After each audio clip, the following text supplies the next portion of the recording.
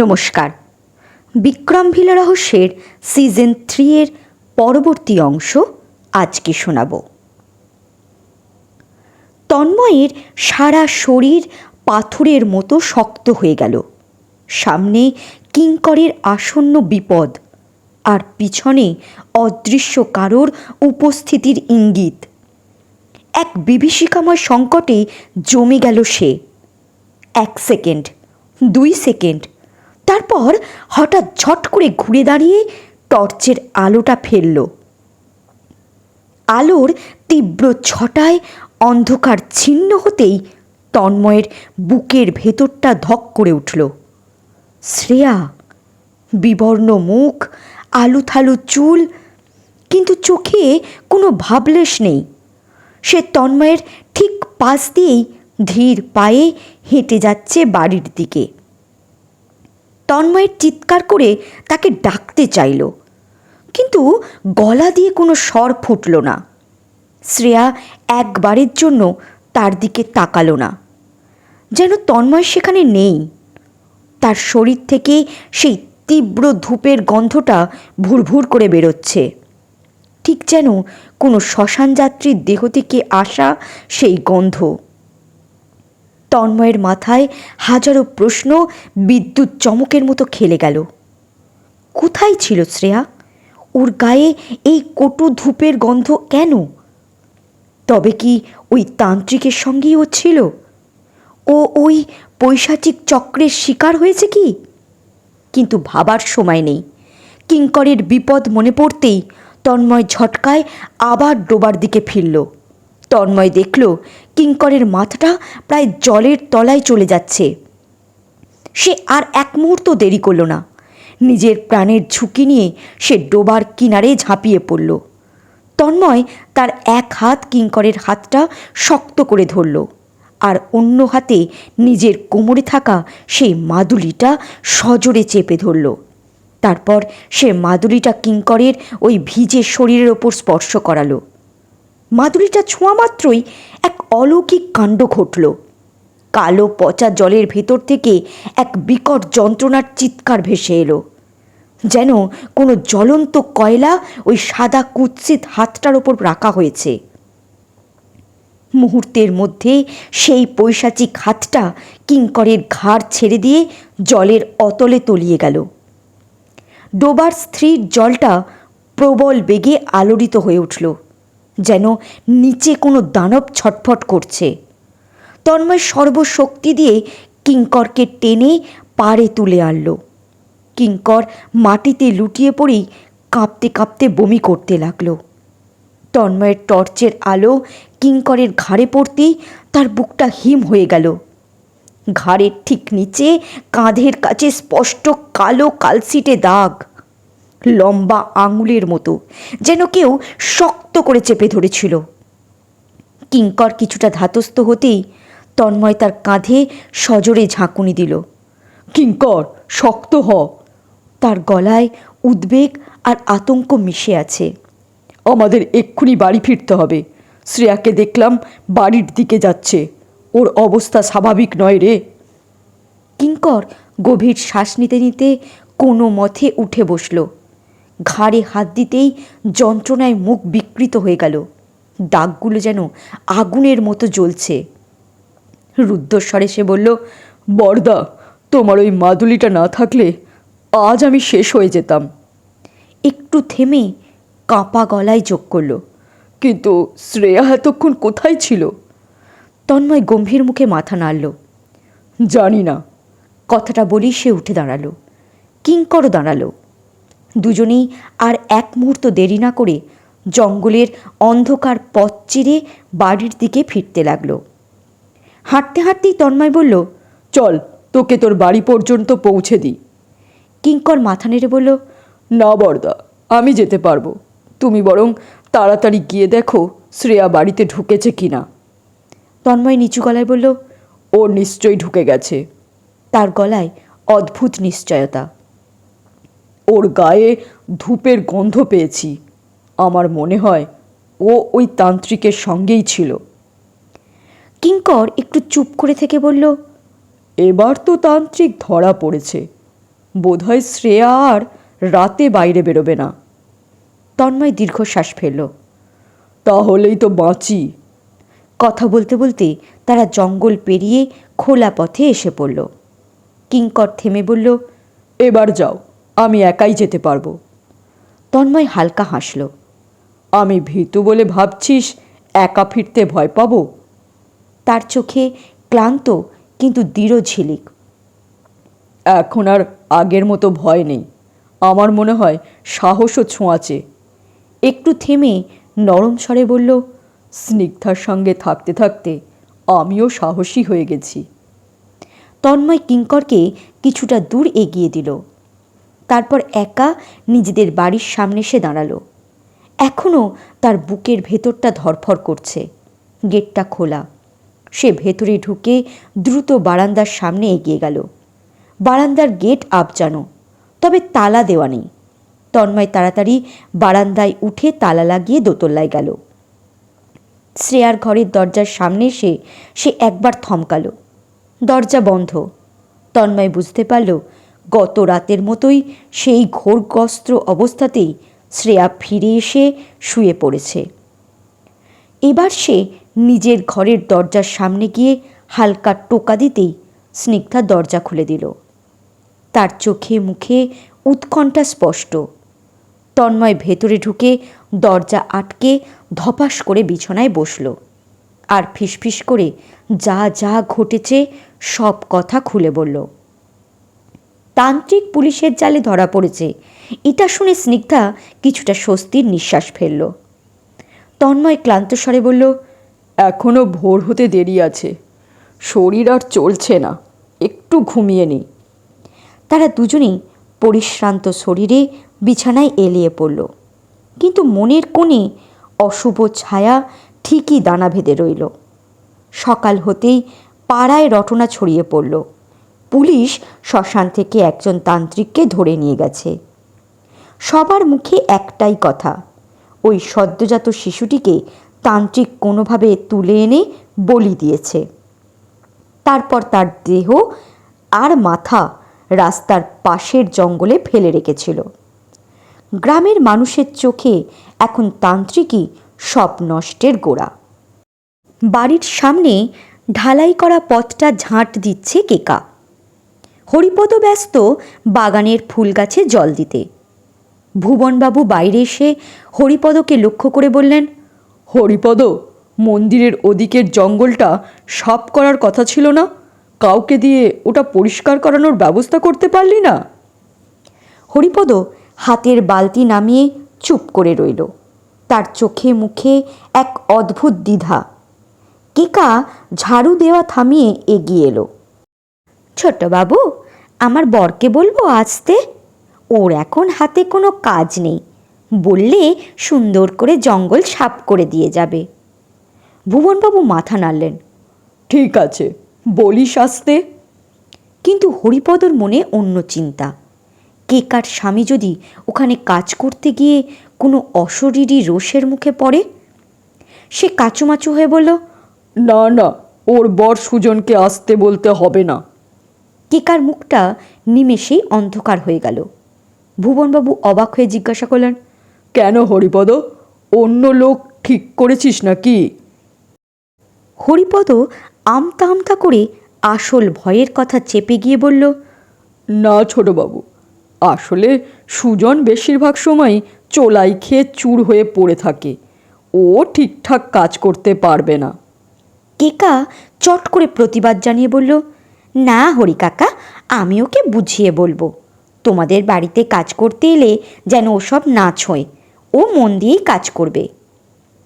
ভুবনবাবু এবার কিছুটা জোর দিয়েই বললেন, ঠিক আছে, তাই বলিস, কাজটা তাড়াতাড়ি শেষ হওয়া দরকার। হরিপদ আর দ্বিমত করার সাহস পেল না। ভুবনবাবু তৈরি হয়ে নিয়ে হরিপদকে সাথে করে বাজারের দিকে রওনা হলেন। সকাল 10টা নাগাদ তন্ময় বাইক নিয়ে দরজার কাছে বেরোচ্ছে। স্নিগ্ধা সামনে এসে বলল, আজ শ্রেয়াকে স্কুলে দিয়ে এসো, ওর একা যাওয়া ঠিক হবে না। পাশে দাঁড়িয়ে থাকা মিষ্টিও ইশারায় বায়না করল স্কুলে যাওয়ার জন্য। কিন্তু স্নিগ্ধার নজর পড়ল মিষ্টির হাতের সেই অদ্ভুত পুতুলটার দিকে। সে গম্ভীর হয়ে বলল, মিষ্টি স্কুলে গেলে পুতুলটা কিন্তু বাড়িতে রেখে যেতে হবে। মিষ্টি আকার ইঙ্গিতে জানালো সে পুতুলটা ছেড়ে স্কুলে যাবে না। অগত্যা স্নিগ্ধা তাকে বাড়িতেই রেখে দিল। আসলে স্নিগ্ধার মনের কোণে একটা চাপা ভয় কাজ করছে। যদি পুতুলটার ভেতরে লুকোনো অশুভ শক্তি স্কুলে গিয়ে অন্য কোনো বাচ্চার ক্ষতি করে বসে। তন্ময় শ্রেয়াকে স্কুলে নামিয়ে দিয়ে গেল বিষ্ণুর কাছে। ধান বিক্রির টাকাটা সংগ্রহ করে ব্যাংকে জমা দিয়ে সে বাড়ির পথে ফিরছে। দেখল রাস্তার মোড়ে পুলিশ কর্মীরা কয়েকজনকে জিজ্ঞাসাবাদ করছেন। কৌতূহল সামলাতে না পেরে তন্ময় বাইক থামিয়ে এগিয়ে গেল। তন্ময় একজন পুলিশ অফিসারের কাছে এগিয়ে গিয়ে বিনীত স্বরে বলল, স্যার, কাল রাতের সেই তান্ত্রিকের ব্যাপারে নতুন কিছু জানতে পারলেন? অফিসার কিছুটা হতাশ ভঙ্গিতে মাথা নাড়লেন। দুপুরের তীব্র রোদে কপালে জমে থাকা ঘামটা রুমাল দিয়ে মুছতে মুছতে বললেন, না, লোকটা বড্ড ঘাড় তেরা। অনেক জিজ্ঞাসাবাদ করা হলো, কিন্তু সে কিছুতেই স্বীকার করছে না যে ওই বাচ্চাটাকে সে এনেছে বা তাকে অমন বীভৎসভাবে মেরে ফেলেছে। এমনকি সেই মাটির পাত্রের রক্ত সম্পর্কেও সে নাকি কিচ্ছু জানে না। বারবার একই কথা বলছে। সে চোখ বন্ধ করে স্রেফ সাধনা করছিল, আর তার মাটির পাত্রে শুধু শ্মশানের ছাই ছিল। রক্ত কোথা থেকে এলো সে নাকি জানেই না। তন্ময় ভ্রু কুঁচকে তাকিয়ে রইল। অফিসার আরও যোগ করলেন, রক্তটা ওই নিখোঁজ বাচ্চাটার কি না তা নিশ্চিত হতে আমরা নমুনা ফরেন্সিক ল্যাবে পাঠিয়েছি।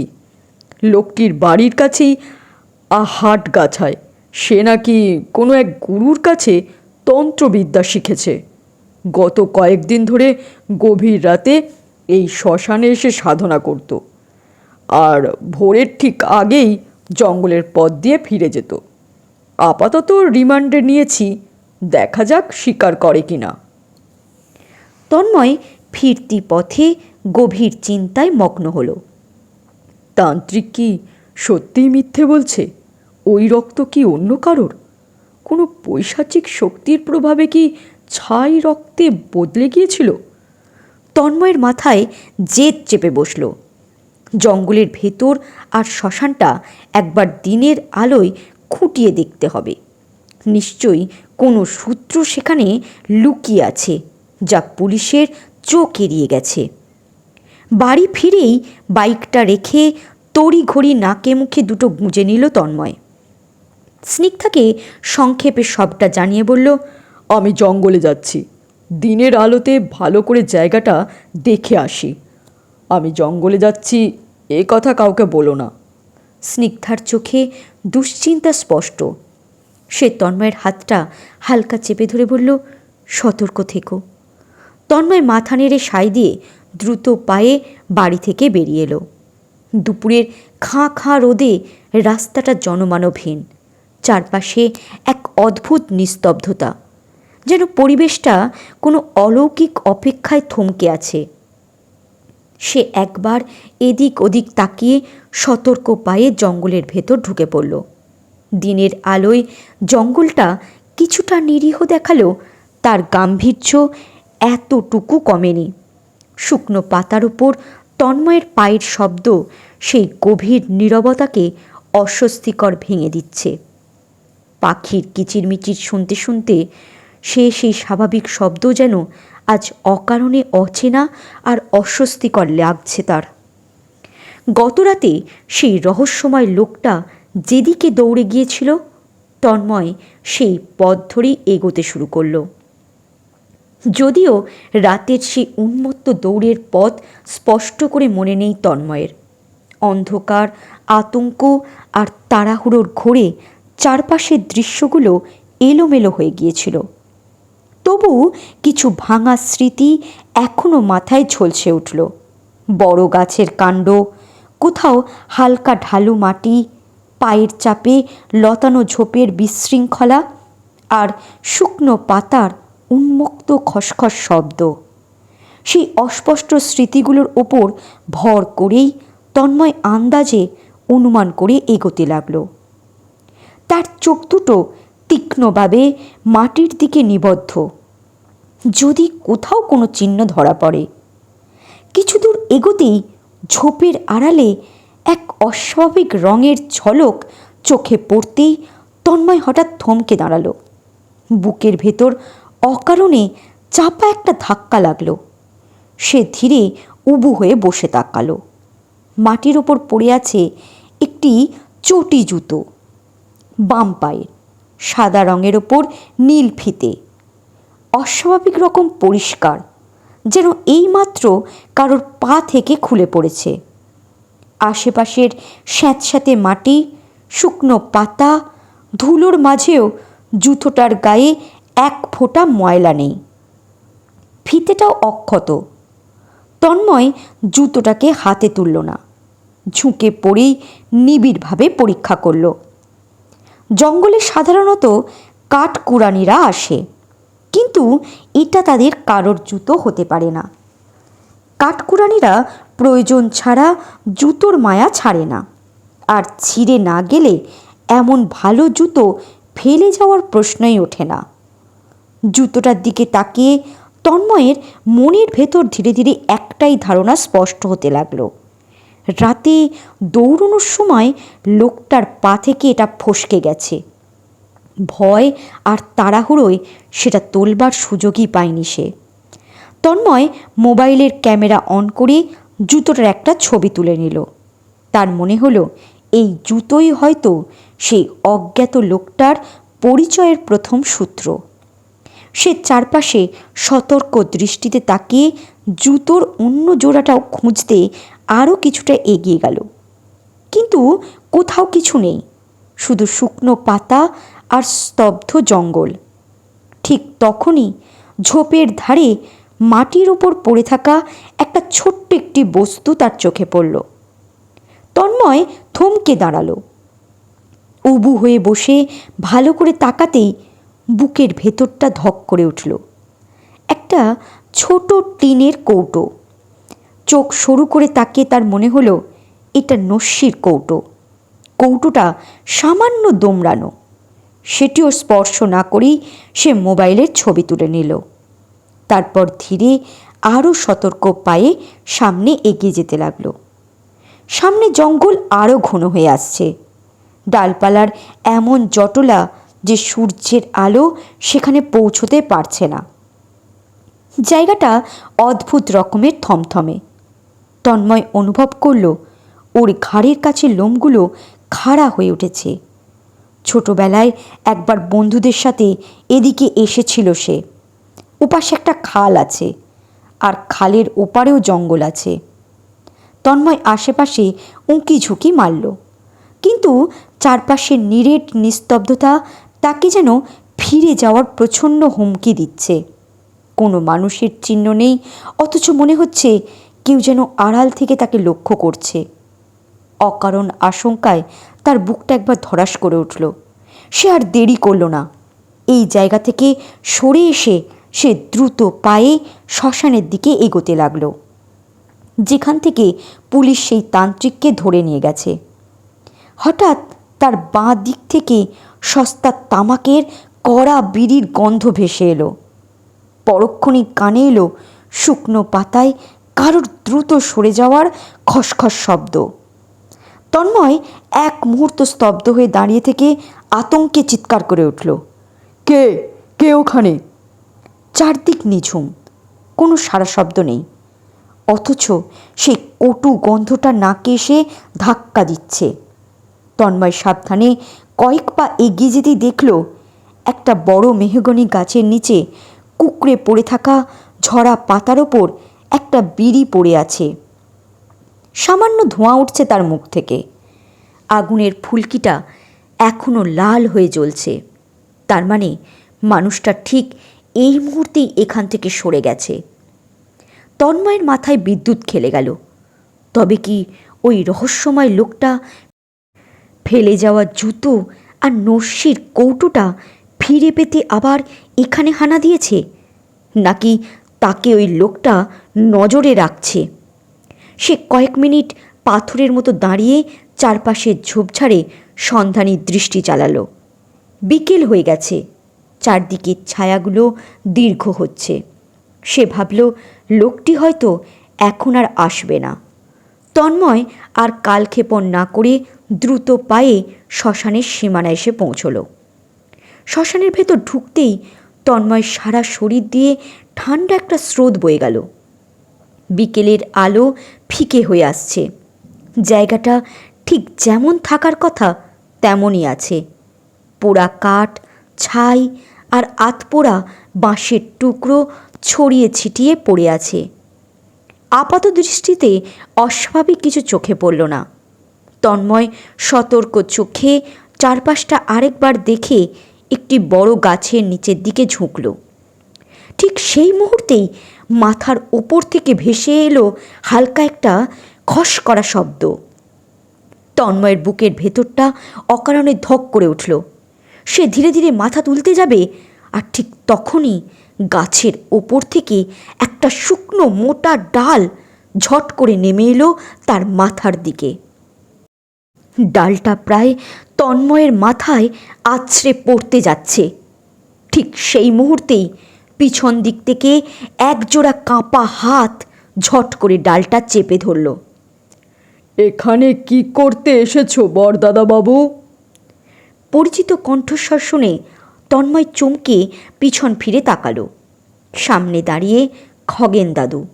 শ্মশানের পাশেই জঙ্গলের ধারে তার ভাঙাচোরা এক চিলতে ঘর।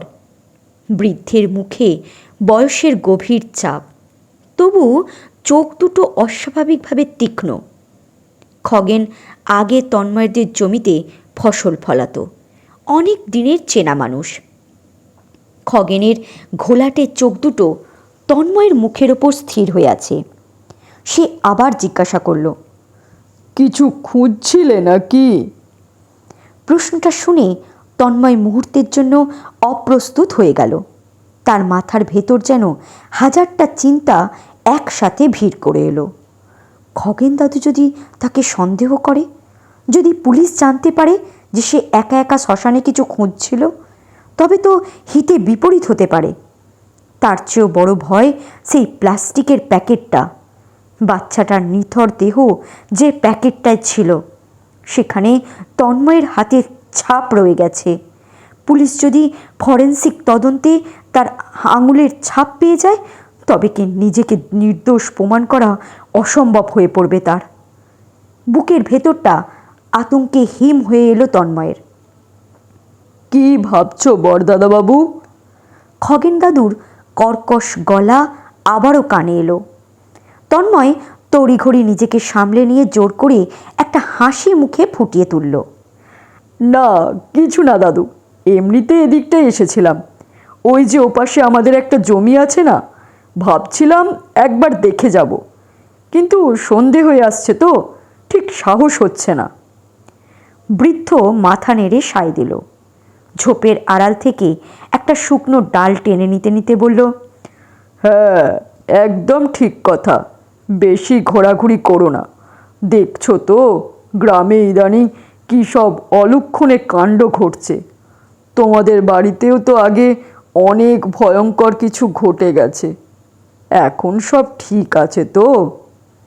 তন্ময়ের বুকের ভেতরটা অস্বস্তিটা গিলে ফেলল। ছোট্ট করে উত্তর দিল, হ্যাঁ, সব ঠিক আছে। চলো আমাদের বাড়িতে চলো। বৃদ্ধ আমন্ত্রণের সুরে বলল। হাঁটতে হাঁটতে তন্ময় ইতস্তত করে প্রশ্ন করল, আচ্ছা খগেন দাদু, লোক মুখে শুনছি ওই তান্ত্রিক নাকি ওই বাচ্চাটার বলি দিয়েছে। তোমার কি মনে হয়, ওই তান্ত্রিকই কি এসবের মূলে? খগেনের চোখে মুহূর্তের জন্য অদ্ভুত এক ছায়া খেলে গেল। আগুনের ফুলকির মতো এক পলক স্থির দৃষ্টিতে তন্ময়ের দিকে তাকিয়ে সে নিচু স্বরে বলল, ভিন গায়ের লোক লুকিয়ে এসে আমাদের এই শ্মশানে সাধনা করছে। ও ছাড়া আর কে করবে বলো তো? একটু থেমে ঠোঁট বাঁকিয়ে যোগ করল, আগুনের পাশে বসে থাকলে তো হাত পুড়বেই। কথাটা শুনে তন্ময়ের বুকের ভেতরটা কেমন মোচড় দিয়ে উঠল। খগেন দাদুর কণ্ঠে কি শুধু বিরক্তি ছিল, নাকি কোনো প্রচ্ছন্ন ইঙ্গিত, নাকি সে অতিরিক্ত ভাবছে? তন্ময় আর কথা বাড়ালো না। আচ্ছা দাদু, সন্ধে হয়ে আসছে, আজ আসি, পরে কোনো একদিন তোমার বাড়িতে যাব। এই বলে সে ধীরে ধীরে বাড়ি ফিরতে লাগলো। হাঁটতে হাঁটতেই মোবাইল বের করে সেই চটি, জুতো আর নস্যির কৌটোটা কিঙ্করের হোয়াটসঅ্যাপে পাঠালো। তারপর আর দেরি না করে ফোন করলো। তুই কোথায়? তান্ত্রিককে নিয়ে তাড়াতাড়ি আয়। উপাস থেকে কিঙ্করের গলা ভেসে এলো। বরদা, তান্ত্রিকের একটা জরুরি কাজ ছিল, তাই দেরি হয়ে গেল। তোমাদের বাড়িতে পৌঁছতে অনেক রাত হয়ে যাবে। তন্ময়ের কণ্ঠে অস্থিরতা স্পষ্ট।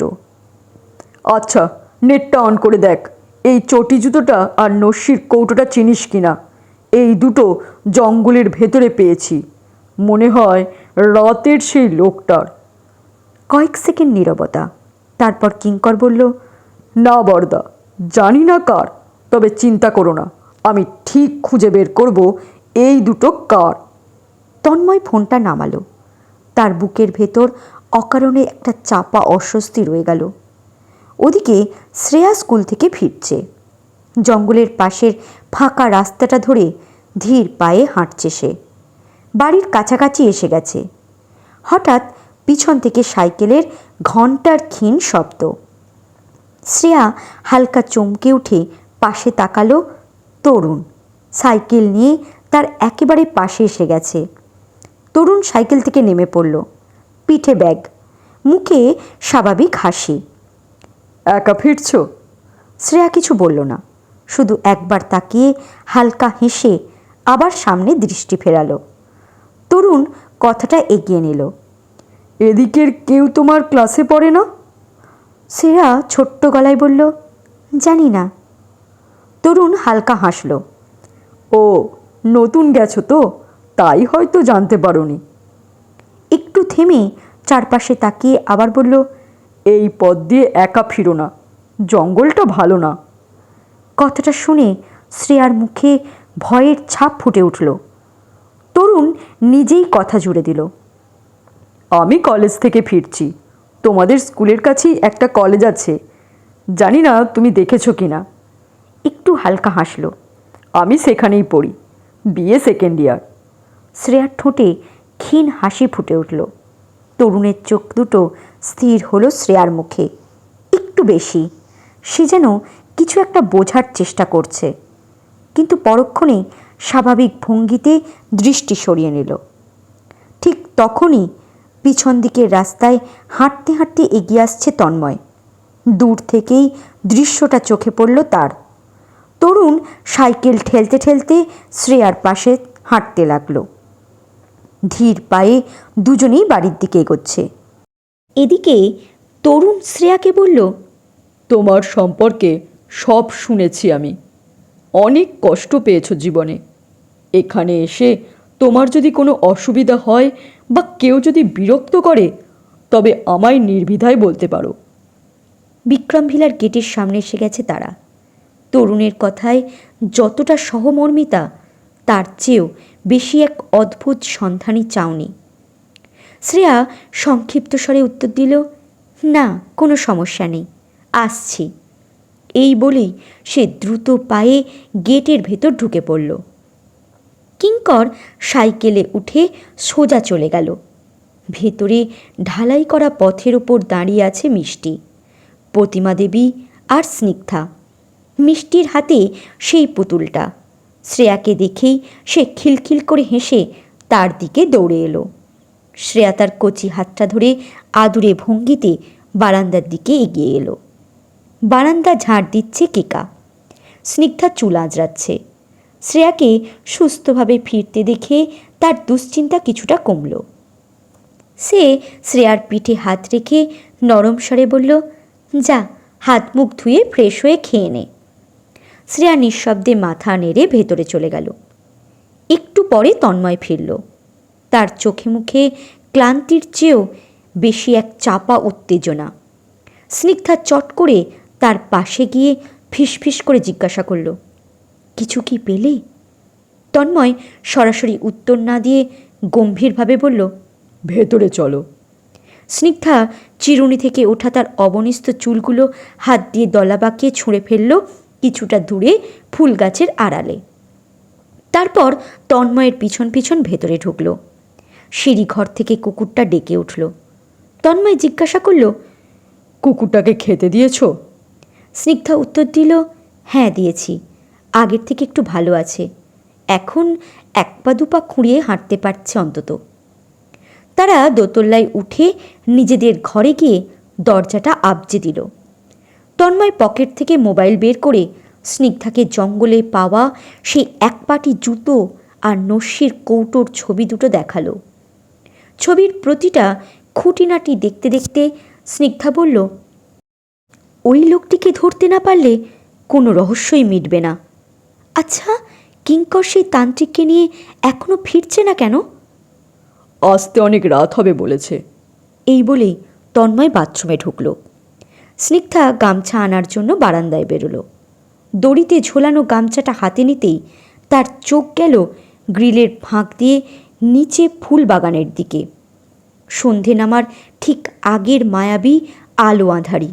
স্নিগ্ধা লক্ষ্য করল কেকা নিঃশব্দে এদিক ওদিক তাকাচ্ছে, তার ভঙ্গি অস্বাভাবিকভাবে সতর্ক। হঠাৎ কেকা নিচু হয়ে মাটি থেকে কিছু একটা তুলে নিল। স্নিগ্ধা বুঝতে পারল না সেটা কি, কিন্তু পরক্ষণেই অত্যন্ত দ্রুত প্রায় চোরা কোপ্তা ভঙ্গিতে বস্তুটা নিজের শাড়ির ভাঁজে লুকিয়ে ফেলল সে। তারপর এক মুহূর্ত দেরি না করে দ্রুত পায়ে সামনের গেটের দিকে এগিয়ে গেল। স্নিগ্ধার বুকের ভেতরটা ধক করে উঠল। কেকা কি লুকোলো আর ওভাবে চলে গেল কেন? আজকে শুনলেন বিক্রম ভিলা রহস্যের সিজন 3-এর 28 থেকে 30 নম্বর পর্ব। পরবর্তী পর্ব খুব শীঘ্রই চলে আসবে। ধন্যবাদ।